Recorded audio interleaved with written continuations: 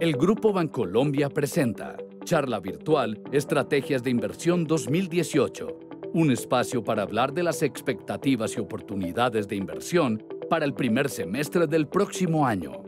En vivo vía streaming. Gracias por conectarse con nosotros.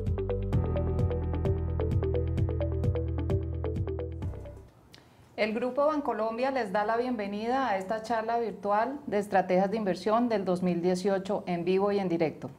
Nos acompañan en este momento Jairo Julián Agudelo, gerente de investigaciones económicas de renta variable, y Juan Felipe Osa, estratega de renta variable del Grupo Bancolombia. Sus preguntas son muy importantes para nosotros, por eso nos invitamos a que en la parte inferior de sus pantallas utilicen el chat para transmitirnos las inquietudes que tengan. Hemos dividido este espacio en 3 segmentos. En el primer espacio hablaremos de expectativas de inversión en el mercado internacional. En el segundo espacio hablaremos de temas del mercado nacional y en el tercer segmento estaremos hablando sobre recomendaciones de inversión. Si están de acuerdo, damos inicio a nuestro primer segmento. Juan Felipe, hablemos un poco de las expectativas de inversión para el 2018 y de las expectativas del mercado internacional el año entrante. Bueno, Mafe, muchas gracias por la invitación en este espacio y un saludo muy especial a quienes nos están acompañando. En la imagen que pueden ver en pantalla respecto al panorama macro internacional, empezamos con las expectativas de crecimiento económico que tiene el Fondo Monetario Internacional. La gráfica lo que muestra es la perspectiva para los próximos 5 años de crecimiento económico y hablando pues de datos concretos, vemos cómo el fondo estima que el mundo crecería 3.7% en el 2018, levemente por encima de lo que registraría en cuanto a crecimiento del mundo en este año, que sería alrededor del 3.6%. Ciertamente no es un crecimiento espectacular y muy lejos de lo que el mundo creció durante el 2010, pero al fin y al cabo esta tasa de crecimiento continúa dando cuenta que la expansión económica se continúa consolidando, al tiempo que ese proceso desinflacionario por el que atravesaba el mundo continúa estabilizándose. En cuanto al crecimiento por regiones, vemos un crecimiento del mundo a 2 velocidades, siendo los mercados emergentes quienes lideran el crecimiento económico y con los mercados desarrollados con tasas mucho más bajas que las presentadas por las economías emergentes. Específicamente, China será quien liderará el crecimiento económico con una tasa de crecimiento en torno al 6.5%, 6.6%, ciertamente lejos del 10% exhibido durante el inicio de la presente década, pero al fin y al cabo un crecimiento que terminará jalonando el resto del mundo y en particular el resto de los emergentes. Ahí es muy importante decir que la economía china está haciendo un cambio importante en su estructura económica. China venía de una economía soportada por gasto gubernamental, por inversión en infraestructura, que llevaba a que el crecimiento económico fuera mucho más alto. Ahora China está tratando de hacer un cambio a una economía mucho más basada en consumo, pero eso es un tema que tiene su tiempo en poderse como estabilizar y generar tracción. Y por ende, creemos que en ese lado China en los próximos años va a estar creciendo alrededor de un 6.5, 7% y no por encima del 10%, pues como se veía en la primera parte de la década. Claro, yo ahí agregaría que ese proceso de desaceleración económica es algo deseado por las autoridades monetarias, en el sentido de que tasas de crecimiento de forma muy prolongada, superiores al 12%, 11%, como se presentó por ejemplo en el 2011, puede conllevar a unos desbalances económicos muy marcados que en definitiva serían nocivos para la economía. Entonces este proceso de desaceleración económica y este proceso en el que la economía va a transitar ese cambio de modelo, creemos que es algo, digamos, saludable y que las autoridades de ese país desean. En los análisis que ustedes han presentado recientemente han hablado precisamente de los temas de estímulos económicos, ¿cierto? Como parte del impulso del crecimiento de las economías y sobre todo en mercados desarrollados, Europa, Estados Unidos y demás. Y te pregunto a ti, Juan Felipe, ¿por qué la tasa de crecimiento promedio para mercados desarrollados durante los últimos años ha sido tan solo del 2%, aún con ese estímulo? Bien, es bien sabido todos los programas de alivio monetario que han llevado a cabo los grandes bancos centrales en el mundo, específicamente el Banco Central Europeo, la Reserva Federal en Estados Unidos, el Banco de Inglaterra y el Banco de Japón. A pesar de esos esfuerzos que han incluido una inyección masiva de liquidez a los mercados, las economías apenas logran crecer en torno al 2%.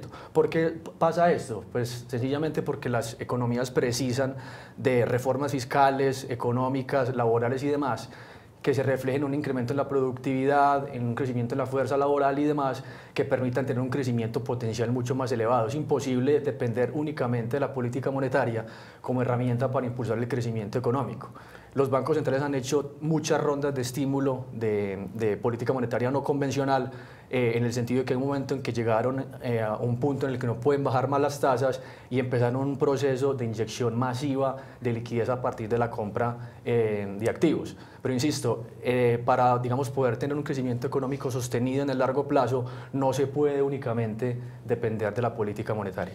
Y ahí es muy importante algo, y es que ahora lo que está presentando la Reserva Federal, que está tratando de empezar a quitar esa expansión o esa liquidez que tenía en el mercado, eso para las compañías colombianas podría tener un impacto importante en sus resultados financieros, porque recuerden que ya las compañías colombianas son compañías multilatinas, son compañías con una parte importante de sus inversiones por fuera de Colombia, de su endeudamiento en dólares, entonces de pronto un incremento por encima del esperado en las tasas de interés de la Reserva Federal podría tener un impacto negativo en la liquidez y digamos que en el costo financiero del endeudamiento de estas compañías. Y imaginaría que no únicamente pues para Colombia, ¿cuáles son esos riesgos precisamente que derivado de lo que ustedes están diciendo ven entonces para la economía global? Sí, a pesar de que tenemos una visión constructiva respecto al crecimiento económico global, naturalmente siempre hay unos riesgos presentes y que en algún momento pueden, digamos, generar dudas respecto a esa continuidad de la expansión económica. Específicamente, el primer punto es la normalización de la política monetaria por parte de la Reserva Federal. Lo vemos como un riesgo pues porque venimos durante 9 años con una política monetaria súper expansiva y con tasas de interés supremamente bajas, y ahora digamos hay lentamente un cambio en las reglas del juego, en el sentido de que la Reserva Federal continuará, digamos, subiendo las tasas como lo ha venido haciendo desde diciembre del 2015, al tiempo que lentamente empieza, digamos, a reversar esa expansión del balance que tuvo durante mucho tiempo. El escenario base nuestro es que la normalización de la política monetaria será muy gradual y la Fed sería muy cuidadosa a la hora de comunicar, digamos, su estrategia de normalización de política monetaria, pero definitivamente si en algún momento la Fed debe subir tasas a un ritmo mucho más acelerado que lo que espera el mercado, o en algún momento, digamos, tiene que hacerlo de una forma más pronunciada porque la inflación se la dispara, definitivamente esto supone un riesgo importante para la economía global, en el sentido de que se puede ver una fortaleza muy marcada en el dólar con el impacto que esto puede tener en las materias primas y también, digamos, una subida muy importante de las tasas, que eso puede, digamos, representar un riesgo para el mundo y en particular para las economías emergentes. ¿Qué otros factores podrías mencionar? De pronto podríamos hablar de un segundo factor, Mafe, y es digamos, la reforma tributaria que está buscando pasar Donald Trump en Estados Unidos. Una reforma tributaria que hasta el momento ya pasó Congreso, ya pasó Cámara, pero todavía está en el Senado, o sea, todavía no está aprobada, pero eso ha generado un impulso muy importante en las bolsas, y sobre todo en la bolsa estadounidense, porque lo que está buscando Donald Trump es bajar la tasa impositiva de las empresas del 35 al 20%, o sea que eso impulsaría de forma muy importante las utilidades de las compañías. Ahí hay algo crítico para el mercado colombiano, y es que si uno quisiera apostarle a una compañía que se podría haber beneficiado por este tema de la reforma tributaria en Estados Unidos, uno podría ver a Cementos Argos, que es hoy en día la segunda concretera más grande de Estados Unidos, la cuarta cementera más grande de Estados Unidos, y que por ende, en caso de que la reforma se pase, podría haberse beneficiado en su operación en Estados Unidos. Bueno, yo les he escuchado a ustedes entre muchos temas hablar de tensiones geopolíticas y de temas adicionales alrededor de impacto de pronto del Brexit, los temas separatistas, ¿algo que referir al respecto? Sí, yo creo que el tema de iniciativas independentistas por parte de diferentes países es un riesgo, digamos, latente. Vimos el tema de Cataluña buscando, digamos, una independencia. Eso es un riesgo que definitivamente podría sembrar dudas respecto a la estabilidad de la región. Pero más allá de eso, yo creo que los bonos fundamentales que presenta Europa actualmente pueden, digamos, ser el centro de atención de los inversionistas, más allá del ruido natural que puede generar estas iniciativas. ¿Y en Latinoamérica algo que veamos como riesgo de pronto latente para el 2018? Sí, hay una parte importante que hay que tener en cuenta y es el tema de las elecciones en la región. El próximo año, como ustedes pueden ver en pantalla, tenemos 4 elecciones en la región. Tenemos elecciones en Colombia en el mes de mayo, tenemos elecciones en Brasil en el mes de octubre, en México en el mes de julio y en Paraguay en el mes de abril. Aquí importante para la región y sobre todo para el mercado colombiano que tiene expansión en mercados internacionales, podríamos hablar de las elecciones en Brasil y en Colombia, porque eso genera lógicamente unas incertidumbres, unas volatilidades en los mercados y genera que los inversionistas no sepan a qué se van a enfrentar. Y cuando no saben a qué se van a enfrentar es cuando de pronto toman decisiones equivocadas y ahí es muy importante ser selectivos y tener como la visión clara de qué es lo que puede pasar en el mercado. Perspectiva para el mercado de renta variable internacional, Juan Felipe. Sí, Mafe, como macroactivo la renta variable internacional tenemos una visión constructiva, aunque muy posiblemente veamos retornos durante el próximo año menores a los observados durante los últimos años, sencillamente pues porque estamos en una situación en la que las valoraciones de este momento de los mercados son mucho más altas. Y porque hemos tenido prácticamente una subida, y más que todo en este año, de forma ininterrumpida. Pero más allá de eso, la visión es constructiva. Creemos que el crecimiento económico global, a medida que se continúe consolidando, deberá reflejarse en mayor crecimiento de utilidades de las empresas y, en definitiva, eso reflejarse en mayores precios en las bolsas internacionales. Entonces hablemos y vayamos al punto de lo que nos gusta. En países desarrollados, ¿qué estaríamos recomendando? Claro, los invito acá a dirigirse a la imagen de recomendaciones regionales, en donde tenemos las expectativas para Estados Unidos, Europa, Japón, Asia, Japón y Latinoamérica. Y en este barra, digamos, de calor, si se quiere, resaltamos cuál es la postura que tenemos nosotros respecto a cada uno de esos mercados. En Estados Unidos vemos un mercado con unas valoraciones enriquecidas, o por lo menos por encima de las normas históricas y de sus pares desarrollados. Aunque no anticipamos un colapso, ni mucho menos del mercado, tenemos una posición mucho más neutral y preferimos tener una exposición a través de sectores industrial, tecnológico y energético. Europa es, dentro del mundo desarrollado, nuestro top pick. Esto básicamente fundamentado en una perspectiva macro muy favorable, con una continuidad de la expansión económica en Europa, que digamos están en una etapa mucho más temprana que la que está presentando Estados Unidos. Al tiempo pues que vemos un banco central en Europa con una política monetaria súper expansiva, que finalmente eso deberá, digamos, también mantener el euro controlado, o por lo menos con un sesgo de depreciación, lo que en definitiva favorecería a las empresas europeas y sus ganancias. De pronto en Europa, y para agregar algo, es importante el próximo año tener en cuenta el tema del Brexit, porque Inglaterra el año pasado, en el año 2016, decidió a través de un referendo salir de la Comunidad Europea, pero ahora están haciendo una nueva movilización para que haya un nuevo referendo para ver si ya eliminan el que se dio y se quedan dentro de la Comunidad Europea. Eso puede generar volatilidades en Europa, pero eso también puede generar tranquilidad en lo que va a suceder realmente entre Inglaterra y la Comunidad Europea, que en este momento está generando cierta incertidumbre en los inversionistas. Asia, mercados emergentes. En mercados emergentes, Mafe, tenemos una visión positiva y que la hemos traído durante este año, y creemos que podemos tener una continuidad en ese desempeño relativo superior de los emergentes respecto a los desarrollados. Específicamente Asia, entre los emergentes de la región en la que vemos mayores oportunidades, en donde identificamos los fundamentales más robustos, al tiempo que es la región donde se presentan las valoraciones relativas más atractivas.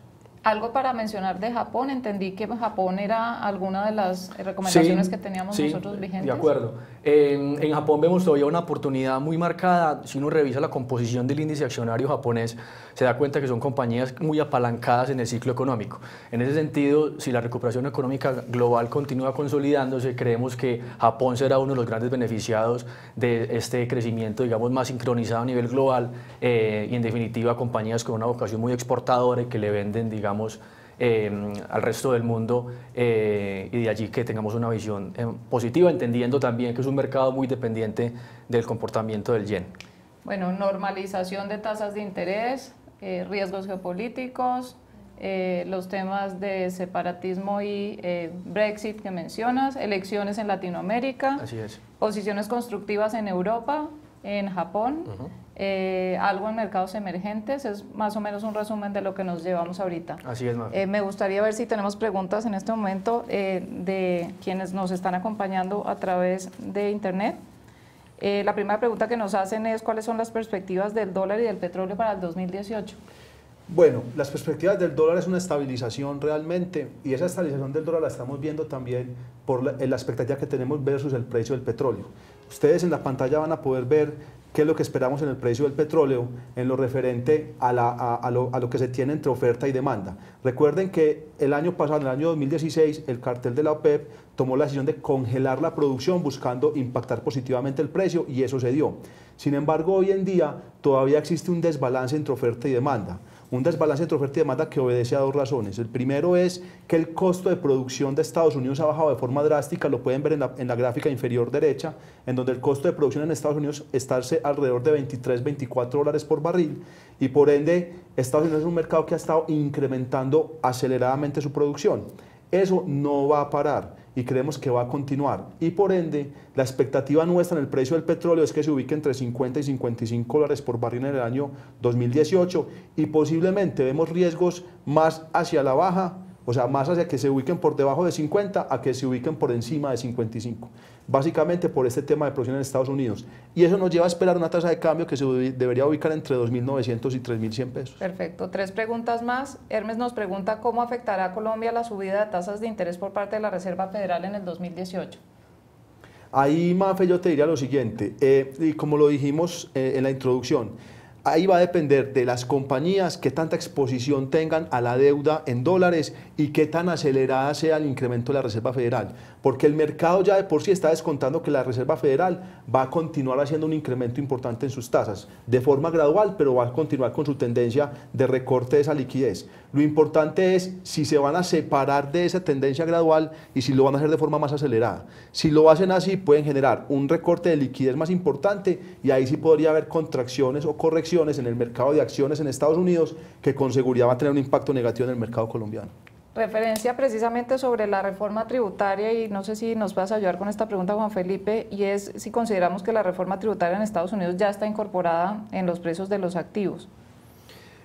Yo creo que ciertamente, digamos, en su plan de gobierno de Trump de hacer esa reforma tributaria, parte está incorporada en el mercado. Definitivamente ha sido, digamos, uno de los catalizadores más importantes, creo yo, en el desempeño del mercado, pero creo que todavía no está priceado, no está incorporado en su totalidad, digamos, esta posibilidad. Recordemos que hace un par de semanas fue aprobada en la Cámara la reforma tributaria, pero ahora en diciembre viene el segundo paso en el que el Senado deberá aprobar esto y que recordemos es bajar la tasa, entre otras cosas, reducir la tasa al 20% desde el 35% actual. Entonces yo creo que en caso pues, de aprobarse, el mercado tendría otro impulso, pero digamos que en parte ya está priceado esto, pero podría darle un impulso adicional definitivamente. La respuesta es sí, ya podría estar incorporada. Esta pregunta también es de Juan Ignacio y es ¿cómo se comportaría la inflación de Estados Unidos y la inflación global en el 2018?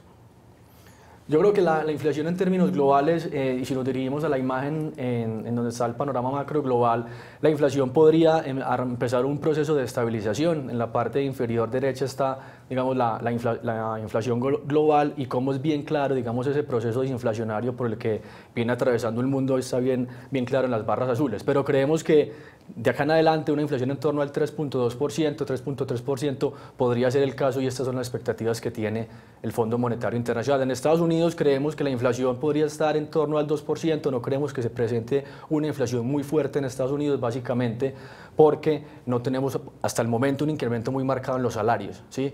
Que es digamos uno de los grandes determinantes del crecimiento pues, en los precios y es algo que no se ha presentado todavía. Muy bien, nos vamos a una corta pausa, no se desconecten porque continuamos con nuestro segundo segmento. Muchas gracias. Es el momento de los que toman decisiones y hacen que los negocios pasen. Para ellos nace Capital Inteligente. Para los que tienen el poder de tomar los datos, cifras, tendencias, análisis, los hallazgos de un equipo especializado y convertirlos en oportunidades de crecimiento, en futuros negocios. Porque este es el momento de los que saben que tener el conocimiento donde lo necesitan es clave, pero son ellos los que lo usan para que una empresa prospere. Es el momento de los que saben que lo valioso de los hallazgos de Capital Inteligente es lo que se puede hacer con ellos. Bienvenido a Capital Inteligente. la plataforma de conocimiento especializado de Bancolombia.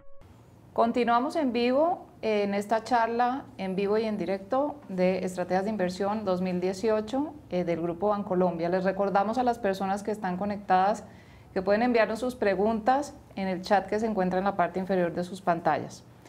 Este segundo segmento nos vamos a enfocar en las expectativas del mercado colombiano para el primer semestre del 2018 y vamos a arrancar por hablar un poco de la parte macroeconómica. Jairo, me gustaría que me contaras un poco y me dieras contexto sobre el mercado colombiano en la parte macroeconómica. Bueno, Mafe, a ver, el año 2018 va a ser con seguridad un año más constructivo que el año 2017 en materia económica. Hay que tener en cuenta que 2017 venimos de unas inflaciones muy altas al cierre del año 2016, venimos de una reforma tributaria que afectó fuertemente el bolsillo de los colombianos y eso básicamente desacomoda el hábito de consumo de la persona. Para el próximo año estamos esperando que ese consumidor como que recupere sus hábitos de consumo. Segundo, estamos esperando un mejor desempeño o una mejor contribución de los proyectos de cuarta generación en los resultados financieros del gobierno y dentro del PIB como tal, que generen la industria cementera, que generen la mano de obra bastante importante. Adicional a esto vamos a tener lógicamente una inflación mucho más controlada, una disminución del Banco de la República en sus tasas de interés para una política un poco más expansiva, que eso digamos que se demora un poco en reflejarse en la economía real, pero que en el año 2018 ya deberíamos empezar a ver ese impacto positivo en los resultados. Entonces creemos que el 2018 va a ser un año mucho más constructivo en materia de crecimiento económico, en materia de inflación, en materia de disminución de las tasas del Banco de la República. Pero hablemos un poquito de infraestructura. Mencionaste los proyectos de infraestructura ya serían una realidad. 32 proyectos, algunos ya en camino, otros con expectativa aún de cierre financiero. Cuéntame un poco por qué sería una realidad 4G en el marco de todo lo que hemos visto este año. Perfecto, Mafe. En la pantalla ustedes van a poder ver una imagen de cómo vemos nosotros el tema actual de los proyectos de cuarta generación. ¿Por qué decimos que es una realidad los proyectos de cuarta generación? Porque hoy en día de los 31 proyectos adjudicados, ya hay 19 proyectos en etapa de construcción. Ya están iniciando construcción, están generando mano de obra, están generando demanda de cemento. El problema es que al inicio estos proyectos, como son proyectos que normalmente tienen dos partes, una parte que es rehabilitación de la vía actual y otra parte que es construcción de vías nuevas, túneles, viaductos o puentes, la primera parte por lo general es la rehabilitación, para mejorar el tráfico, mejorar el recaudo de peajes, pero que no genera mucha demanda de cemento, ni de obras, ni de ingenieros, ni de obreros. Una vez pasa más o menos un año desde que inicia la construcción, ahí se arranca todo el tema de inversión en infraestructura fuerte, que es construcción de puentes, construcción de túneles, construcción de viaductos. Ahí es cuando uno debería empezar a ver la demanda importante de cemento y de mano de obra. Entonces, hoy es una realidad, ya hay 19 proyectos en etapa de construcción. ¿Cuál es el riesgo que estamos viendo en estos momentos? Que de esos 19 proyectos que están en etapa de construcción, solamente 8 proyectos tienen cierre financiero. Lo que quiere decir que los otros 11 proyectos están, digamos que apalancándose desde el punto de vista de equity de los consorcios. Ese equity tiene un límite, porque no es infinito. Entonces estos 11 proyectos que ya están en etapa de construcción, pero que no tienen cierre financiero, tienen que conseguir el cierre financiero en lo que les resta del año 2017 y en el año 2018, para que no se vayan a quedar sin pulmón. ¿Cómo lo logramos? Se logra a través de la ley de infraestructura que pasó el día de hoy el Congreso. Esa ley de infraestructura va a dar claridad para el actuar de los bancos, para el actuar de los consorcios, para las consultas con las comunidades, licencias ambientales, que son temas que estaban como que truncando esa posibilidad de lograr esos cierres financieros antes.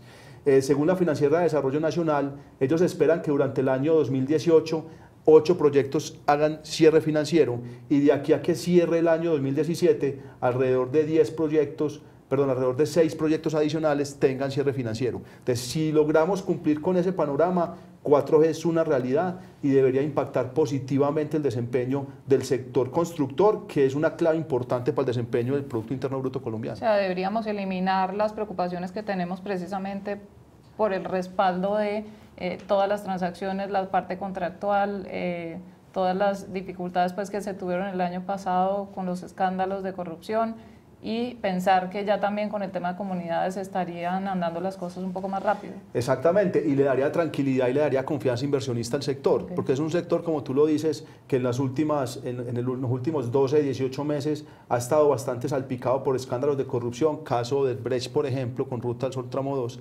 Entonces, que se logren los cierres financieros, que se vuelva a ver esa confianza del sector financiero en los proyectos, apalancando los proyectos, que llegue financiación de bancos internacionales apalancando los proyectos. Eso sería una muy buena noticia para el sector y para la confianza inversionista. Bueno, hablemos un poco entonces de la expectativa del mercado accionario, Jairo, con base precisamente en ese panorama macroeconómico que nos acabas de dar.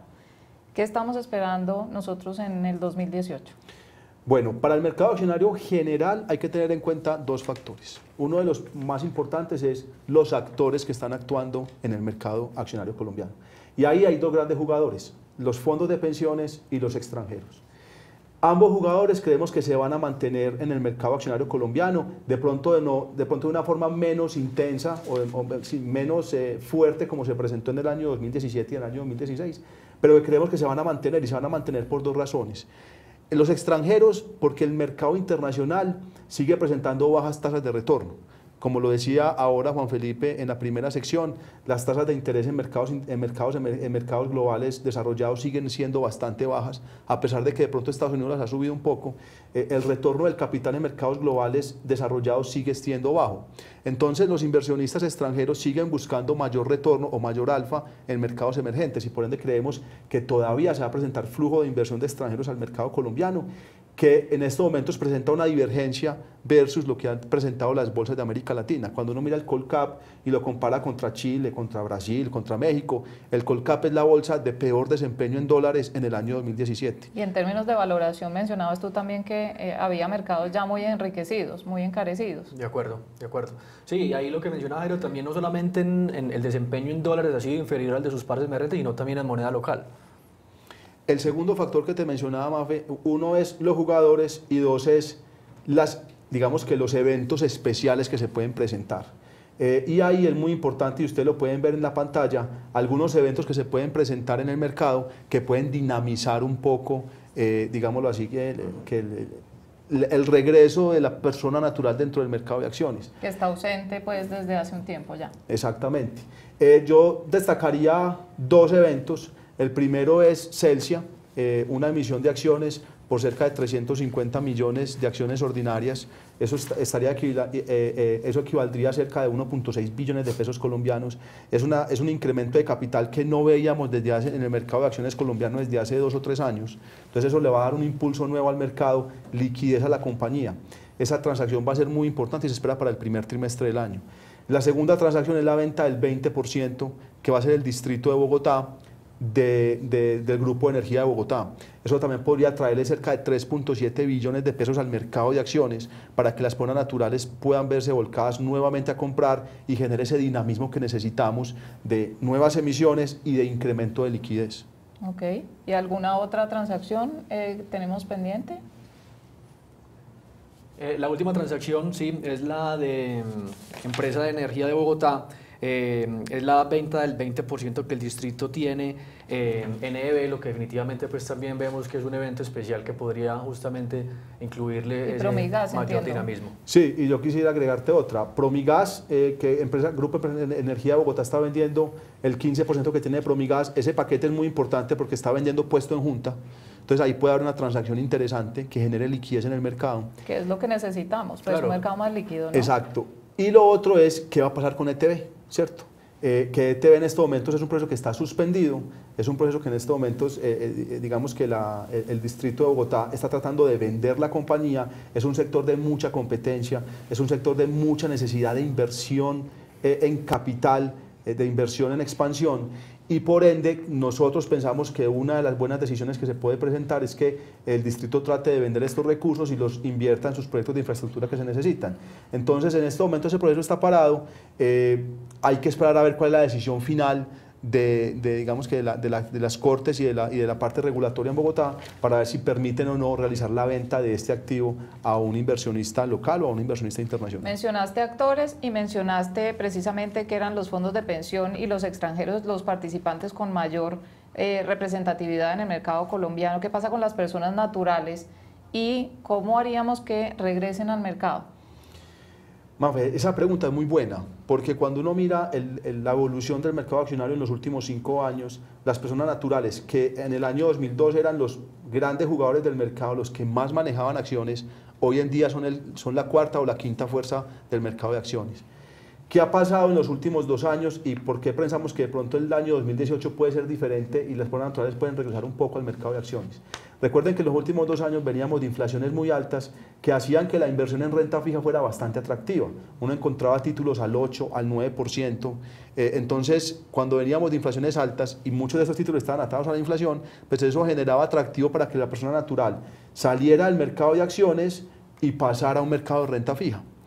Lo que estamos viendo ahorita es una caída bastante acelerada de la inflación, que era lo esperado, pero posiblemente entonces cuando estos títulos se venzan o cuando se emitan nuevos títulos, ya la rentabilidad esperada no va a ser tan atractiva.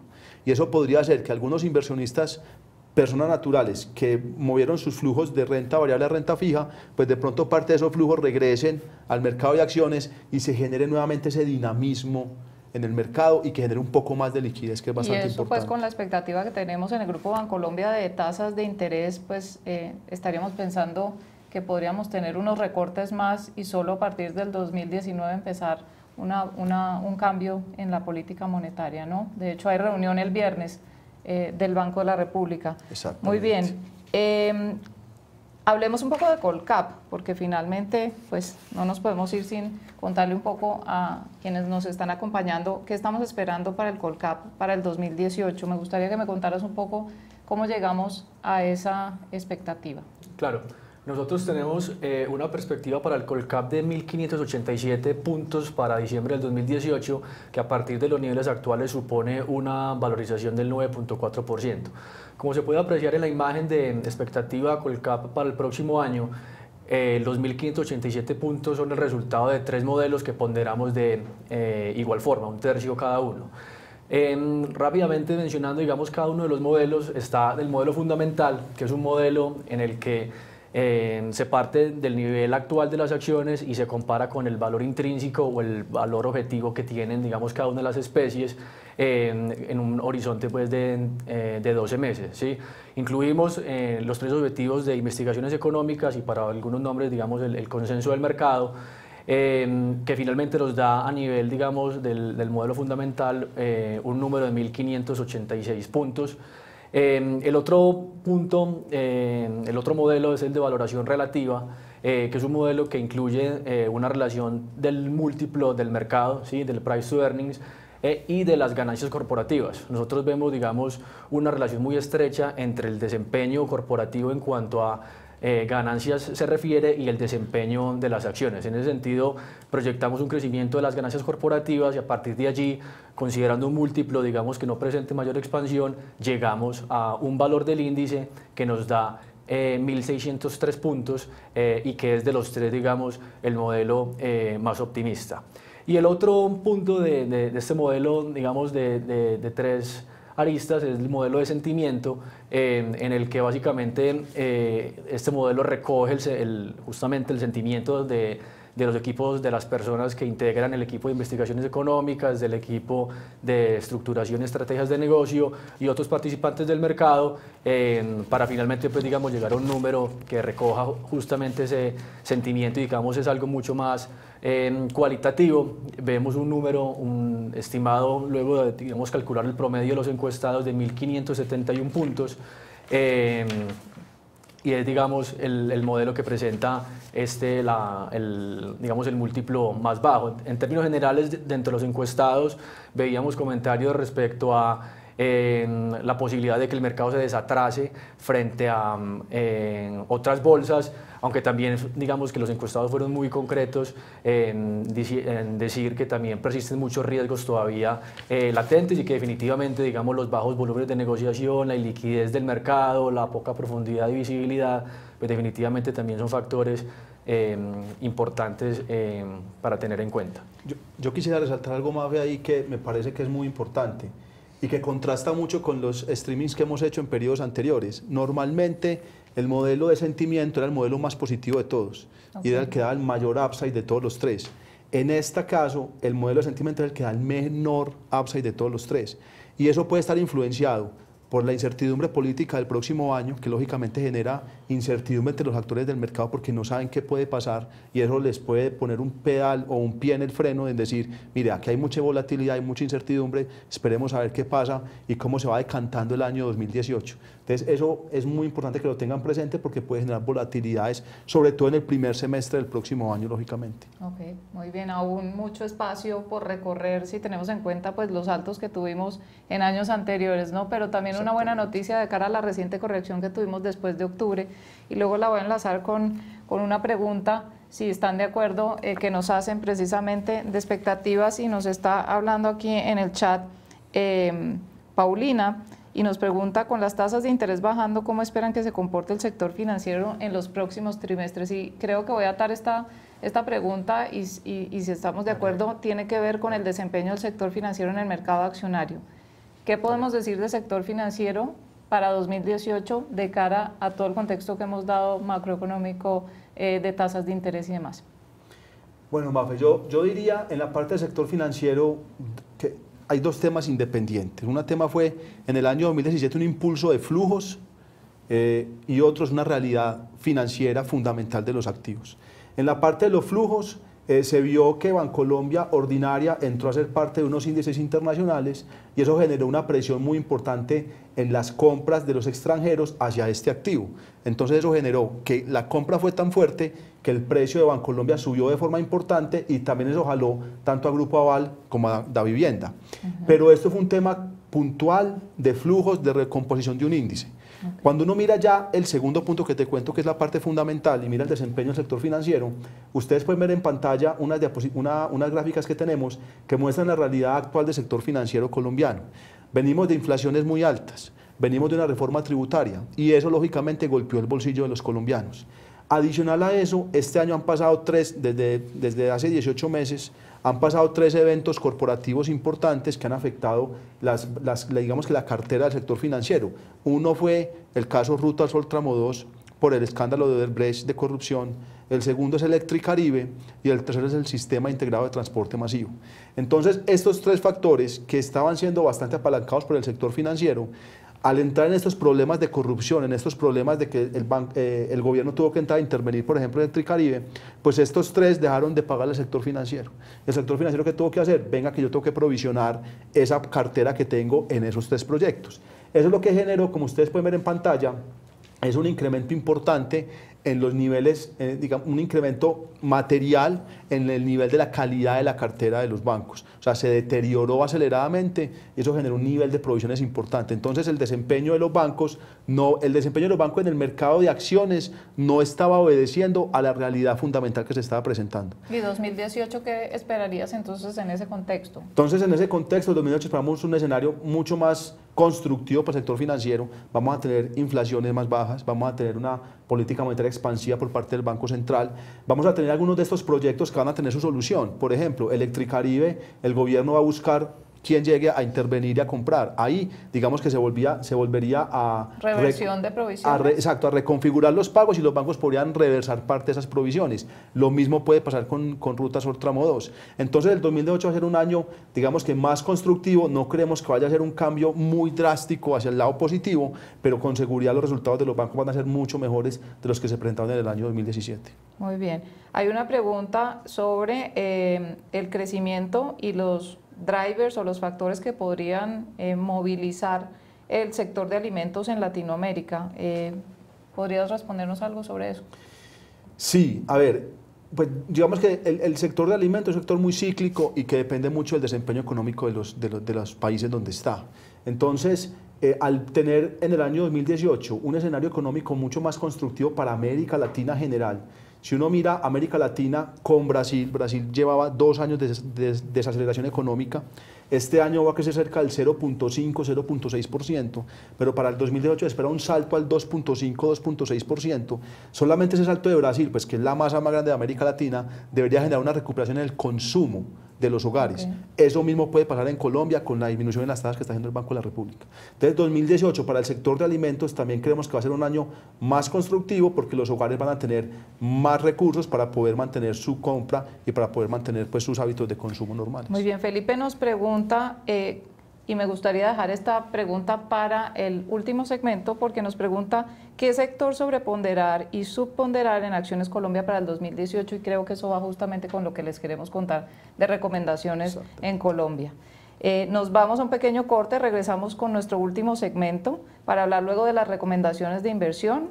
Muchas gracias por acompañarnos. Hacer algo bueno por el planeta no es un favor, porque cuando pedaleas, tu estrés baja. Cuando te bañas con una sola canción, ahorras plata. Si dejas solo una luz, te unes. ¿Lo ves? La sostenibilidad no es un favor. Es lo que haces por ti y por todos. Así que cierra, apaga, comparte, ayuda. Hazlo. Es el momento de todos. Continuamos en vivo y en directo en esta charla virtual de Estrategias de Inversión 2018 del Grupo Bancolombia. Agradecemos a quienes están conectados con nosotros desde Argentina, Colombia, Estados Unidos, Venezuela, Polonia, Brasil y Panamá. Bienvenidos a nuestro último segmento. En este segmento hablaremos de las recomendaciones de inversión en Colombia.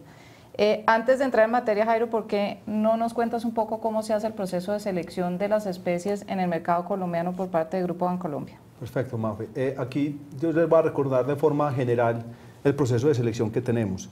Nosotros escogemos 6 variables que tratan de medir tanto la parte fundamental de largo plazo de los activos, pero también como su potencial de recuperación de corto plazo, porque las dos deben de ir unidas para una recomendación que sea mucho más estructural y robusta.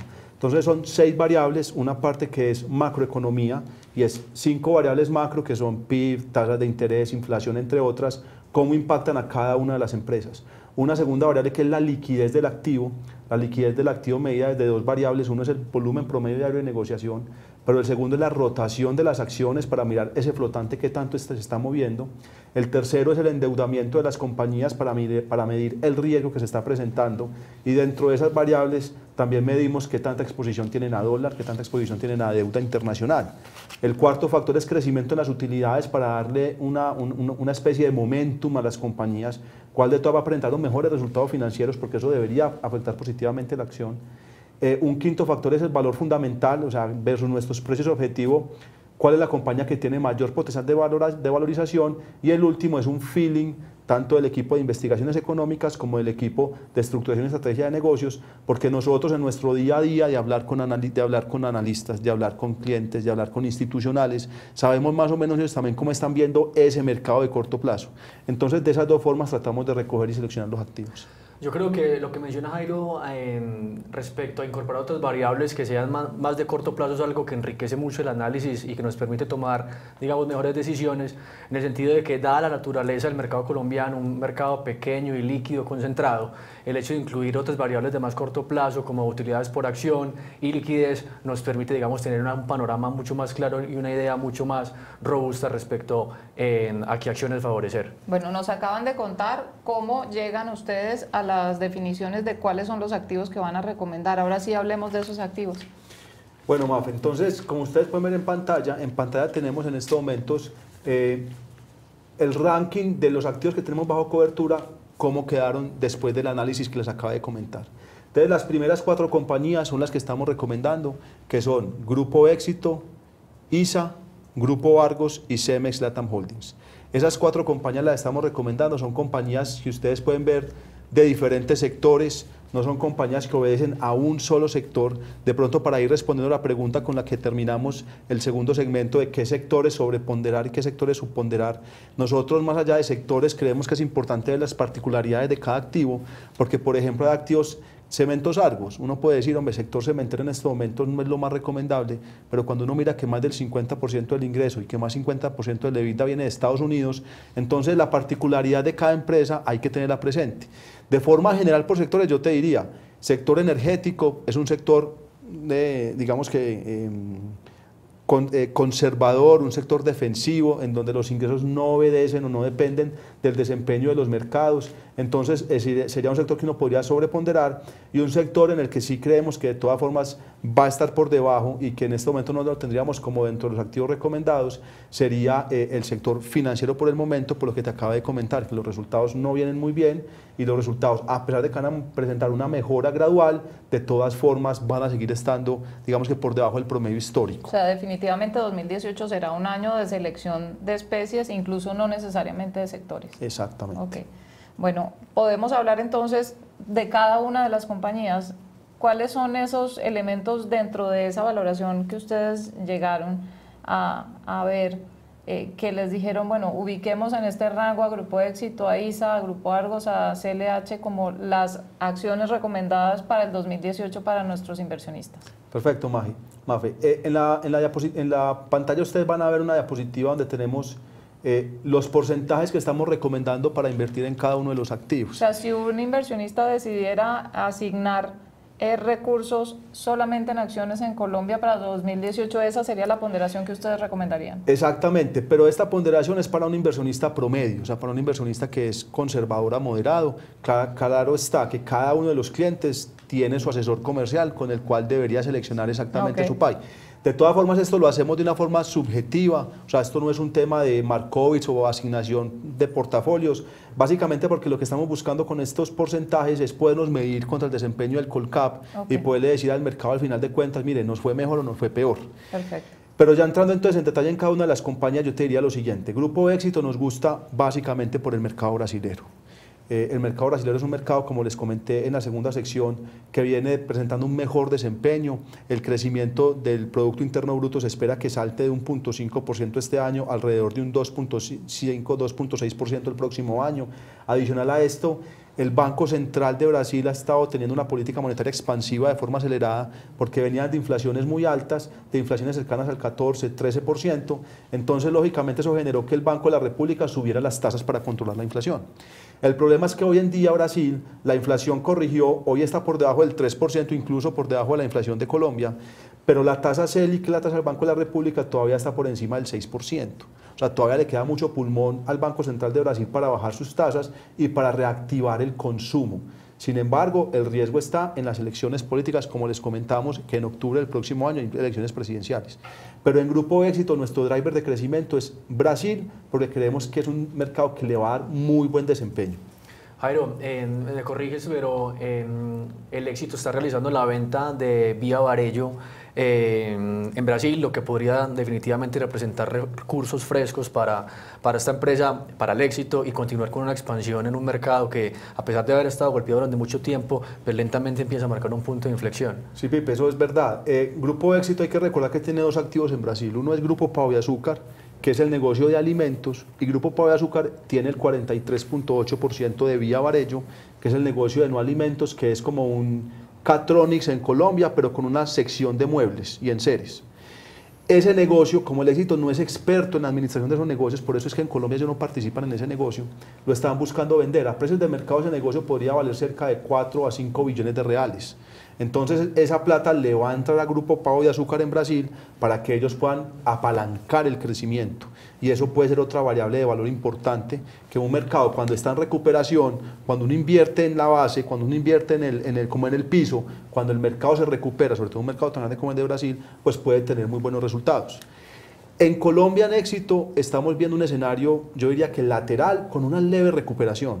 En Colombia, como les comentamos ahora, la reforma tributaria, las altas inflaciones, pues lógicamente generaron un impacto en el bolsillo de los colombianos, y eso generó que muchos colombianos cambiaran sus hábitos de consumo, se fueran para tiendas de descuento que han tenido una expansión muy agresiva en el mercado colombiano, que le han robado una participación muy importante de las grandes superficies, pero que nosotros creemos que en el año 2018, con una inflación más estable, cuando el consumidor vuelva y se habitúe a su nueva realidad económica, va a reactivar sus hábitos de consumo, y de pronto parte de esas personas que se habían ido para las tiendas de consumo pueden regresar al sector de grandes superficies. Entonces creemos que va a ser un escenario mejor que el año 2018, pero Colombia va a seguir presentando un escenario bastante retador para el Éxito. Conectemos el tema de Brasil con ISA, porque entiendo que ahí hay información importante alrededor de los factores que ustedes consideran que pueden beneficiar a ISA como una de las acciones elegidas. Claro que sí, Mafe. Así como el éxito, ISA es otra de las compañías que tiene una expansión bastante grande en Brasil. Ellos compraron CETEPI hace varios años. El año pasado hicieron una inversión importante en una compañía que se llama Taesa, por cerca de 1 billón de pesos colombianos. Y esas inversiones han estado generando una expansión al mercado brasilero. Yo que diría que es importante de ISA, es que el mercado brasilero es uno de los mercados con más necesidades de expansión en infraestructura de transmisión eléctrica en América Latina. Y ISA en este momento tiene una posición privilegiada en Brasil y va a tener recursos importantes para apalancar ese crecimiento en la medida que le empiecen a entrar los recursos de la indemnización que están obteniendo de ISA Capital do Brasil. Recuerden que hace más o menos unos 4 o 5 años la presidenta en su momento de Brasil, Dilma Rousseff, hizo unos cambios en la regulación y digamos que le quitó a ISA unos activos que lógicamente tienen que entrar a remunerarles, porque se los quitó pero los tienen que indemnizar. Esa indemnización la empezó a recibir ISA en junio de este año y eso le va a otorgar la caja importante para mantener la expansión. Y eso está contemplado en nuestra ponderación pues, claro, de factores. Eso está contemplado. Nosotros incluso tenemos un escenario de sensibilidad que muestra esos recursos llegando a ISA y colocándolos a invertir a una tasa de rentabilidad X y el precio crece de forma importante. Entonces ese es uno de los drivers que nos lleva a pensar que ISA es un buen activo. Del resto de mercados, ISA es una compañía que para un escenario de incertidumbre política tiene activos que son, que digamos que el ingreso es completamente predecible porque son activos que no dependen del vaivén del mercado. Y eso lo mencionaron ustedes en el reporte que publicaron hace poco precisamente y era como los ingresos no dependían obviamente de demanda. Claro, es muy importante, digamos, que ese atributo contracíclico o acíclico en realidad que tienen los ingresos de la compañía, porque como bien decías, Mafe, no tiene ese riesgo de demanda tan marcado porque la compañía no es remunerada por la energía que transporte, sino por la disponibilidad que tengan del servicio. Sí, esa disponibilidad es cerca del 98%, del 99%, ¿por qué no el 100%? Pues porque hay que hacer los mantenimientos y demás, pero en ese sentido la compañía, digamos, está muy bien posicionada y por encima, digamos, de esos requerimientos que exige el regulador. Bueno, entonces llevamos dos compañías que obviamente una dependiendo de crecimiento económico, también del sector externo, de la región, de una recuperación favorable en Brasil, la otra pues con un panorama de estabilidad y obviamente pues una recuperación producto de las situaciones jurídicas que tuvo con los contratos y demás. Pasemos a Grupo Argos y enlacémoslo un poco precisamente con esa expectativa tanto de infraestructura como de todos los proyectos que tiene Grupo Argos de aquí en adelante. Bueno, Mafe, nosotros de Grupo Argos resaltaríamos 3 temas. Uno de los temas que es lo que más nos gusta desde el punto de vista de administración de la holding de infraestructura que es Grupo Argos es digamos que el rol activo que ha tenido en su desarrollo. Grupo Argos es una compañía que digamos que tiene un norte en sus empresas y trata de que todas las decisiones de inversión de las compañías que hacen parte del conglomerado, del grupo de infraestructura que es Grupo Argos, digamos que tengan el mismo norte. Cuando uno lo mira por compañía, que es el segundo driver de valor de Grupo Argos, uno mira a Cementos Argos, como les mencionaba ahora, la segunda concretera más grande de Estados Unidos, la cuarta cementera más grande de Estados Unidos, con unas inversiones de Donald Trump que están hablando de proyectos de infraestructura que pueden estar por encima del $1 trillón.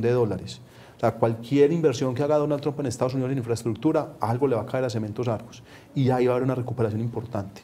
Incluso en los resultados del tercer trimestre de Cementos Argos, lo que más valor generó fue Estados Unidos, un margen de EBITDA del 18%, por encima del 8%, que no se veía desde, yo creo que de los últimos 5 o 6 años. ¿Cuánto es la contribución en el ingreso por parte de En este momento Estados Unidos representa más del 50% del ingreso y del 50% del EBITDA de Cementos Argos. Okay. Entonces es una compañía con ADN colombiano, pero cuyos resultados dependen del mercado americano. Okay. Eso es, entonces, Cementos Argos lo vemos bien por el lado de Estados Unidos. Colombia va a estar todavía muy afectado, pero Estados Unidos va a ir muy bien. Celsia va a tener el tema de la emisión de acciones el próximo año, pero es una compañía que en Colombia está liderando todo lo que tiene que ver con energías alternativas no convencionales, en este caso granjas solares, inversiones en tecnología fotovoltaica. ¿Por qué es importante eso, Mafe? Porque esa es la tendencia del mundo y Colombia no se puede quedar alejado del mundo. Y cuando uno mira la competencia de Celsia en el mercado de valores, son compañías que todavía no están haciendo un esfuerzo muy grande por entrar en esas tendencias, y entonces Celsia, que es la que pegó de primero, puede pegar más duro. Ya tiene inversiones, tiene planeado cerca de 200 megavatios adicionales en Bolívar, en Cesar, en Santander, en el Cañón del Chicamocha, para mantener la expansión de sus granjas solares, y eso va a ser muy atractivo para el desempeño futuro del activo. Y tercero es el grupo DINSA, que es su negocio de infraestructura, de concesiones viales, en donde creemos que el potencial de expansión es incluso más grande que en las dos anteriores, es más grande que en Cementos Argos y que en Celsia, porque es un negocio en donde en América Latina, digamos que el retraso en infraestructura vial y aeroportuaria es gigantesco. Las inversiones de los gobiernos han sido bastante bajas, y por ende los proyectos que se pueden presentar para que Odinsa se convierta como un jugador drástico, importante en la región, son bastante claras. Y esos cuatro factores, digamos que un rol activo desde el punto de vista de la holding, Estados Unidos para Cementos Argos, inversiones alternativas para Celsia y expansión de infraestructura en la región y en Colombia para Odinsa, es lo que nos lleva a recomendar a Grupo Argos. Muy bien. Yo ahí quisiera agregar y resaltar lo que dice Jairo del manejo del portafolio de inversiones por parte del Grupo Argos. Allí, digamos, tiene la compañía un potencial muy grande en el sentido de poder lograr, digamos, convertir en recursos rentables todas esas tierras que tienen en Barranquilla y en Barú, que en caso de, digamos, lograr convertirlos en activos rentables, representaría para la compañía un potencial de crecimiento y de rentabilidad. Eso hace parte pues ya del portafolio inmobiliario que tienen adicionalmente. Exactamente, y muchas gracias, Pipo, por recordarme eso, porque Grupo Argos es una compañía que tiene en Barranquilla, en Barú, unas tierras que son lotes que están desarrollando, pero que en estos momentos para Grupo Argos generan es un costo. Okay. Impuesto predial, seguridad, bueno. El desarrollo de estos proyectos se van a hacer en el tiempo, pero en la medida que Grupo Argos pueda reconvertir esos recursos que están en tierra en activos productivos, por ejemplo, que venda unos lotes para poder comprar una participación importante de un proyecto de infraestructura para apalancar Odinsa, Grupo Argos cada vez va a tener una mayor capacidad de generación de caja hacia futuro, y también una recuperación importante en sus márgenes de rentabilidad, porque hoy en día tiene más o menos, creo que son por encima de 2.5 billones de pesos lo que tiene valorado en tierras, que no le están generando ningún tipo de ingreso. Imagínense en Grupo Argos con esos 2.5 billones de pesos en activos realmente productivos. Eso va a tomar su tiempo, pero es un tema que han estado acelerando. Por ejemplo, la compra del 30% del aeropuerto El Dorado a través de la concesión Opaín fue realizada en gran parte por desinversiones en activos inmobiliarios que tenía. Que es parte de esa estrategia de foco que han manifestado pues querer llevar a futuro. Muy bien. Sigamos con CLH, porque conecta un poco con una porción de la estrategia de Argos en la parte cementera. ¿Qué nos pueden decir ustedes precisamente de por qué CLH entra en este set de las compañías que ustedes eligen para el 2018 como las más ideales pues para tener en el portafolio? Bueno, Mafe, ahí yo quisiera primero resaltar algo, y es que Cemex Latam Holdings es una compañía que estamos recomendando para inversionistas profesionales, para inversionistas con un alto perfil de riesgo, para inversionistas que les guste especular y que no les duela ver a su activo subiendo el 5 o bajando el 5 en un solo día, porque es un activo muy volátil. Haciendo esa claridad, ¿por qué nos gusta Cemex? Porque es un activo que está, en nuestra opinión, muy subvalorado en el mercado. Y muy subvalorado por dos motivos que son reales. El primero es la investigación en la construcción, en la compra de los predios de la planta de Maceo Antioquia de Cemex, que era como la capacidad de expansión que tenía la compañía en Colombia, y que en este momento está construida, 340 millones de dólares, pero que no está operando. O sea, 340 millones que están muy bonitos en Maceo, pero que no están generando ningún tipo de ingreso para la compañía. Y lo segundo es por la realidad del sector cementero en Colombia, que durante el año 2017 hemos tenido un impacto bastante fuerte en precios que ha afectado la rentabilidad. De todas formas, independiente de esos factores, creemos que lo que tiene Cemex Latam Holdings para el año 2018 es recuperación en el precio.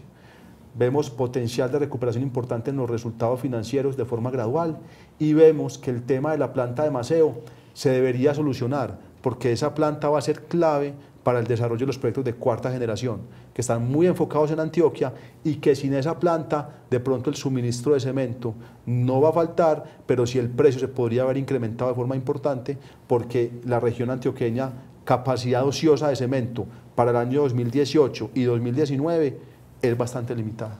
Yo creo que ahí es importante decir, Jairo, que el precio objetivo que tenemos para CLH está como cero el tema de la planta de Maceo. Es decir, cualquier solución que se presente al respecto y que finalmente se aclaren todas estas irregularidades, definitivamente esto podría darle un impulso a la acción más allá del precio objetivo que tenemos fijado actualmente. Totalmente válido, Pip. Muy bien, Grupo Éxito, ISA, Grupo Argos y Cemex son las recomendaciones de inversión en acciones para el 2018.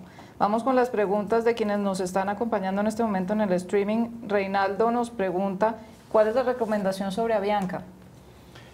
Avianca, al igual que Cemex, es una compañía para inversionistas especuladores.